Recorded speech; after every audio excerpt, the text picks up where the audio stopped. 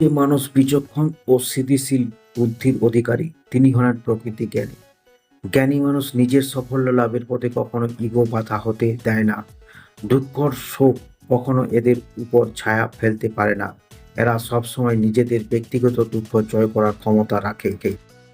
যে ব্যক্তি আপনাকে কষ্ট দিয়েছে, গীতার বাণী অনুসারে আপনি জ্ঞানী হলে আপনি কখনোই তাকে পাল্টা কষ্ট দেওয়ার চেষ্টা করবেন না। যিনি খারাপ কাজ করবেন তার ফল তিনি নিশ্চয়ই পাবেন। আপনি ভাগ্যশীল হলেও আপনি তা নিজে দেখতে পাবেন। শ্রী ভগবদ গীতা অনুসারে ভগবান কখনো কারোর ভাগ্য লেখেন না। জীবনের প্রতি পদক্ষেপে আমাদের চিন্তাভাবনা, আমাদের ব্যবহার এবং আমাদের কাজ আমাদের ভাগ্য নিয়ন্ত্রণ করে। আর সেই কথা একজন জ্ঞানী মানুষ অনুভব করতে পারেন।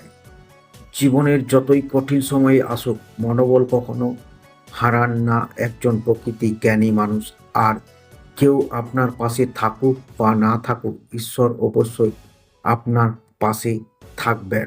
শ্রীকৃষ্ণ গীতায় বলেছেন যে কারোর সময় কখনো এক থাকে না। যে ব্যক্তি অন্যকে কাঁদান তাকে এক সময় কাঁদতেই হবে। গীতায় কৃষ্ণ বলেছেন যে শুধুমাত্র বাইরের থেকে সুন্দর হলে জীবনের সাফল্য পাওয়া যায় না। সাফল্য পেতে ভেতর থেকে সুন্দর হওয়া জরুরি।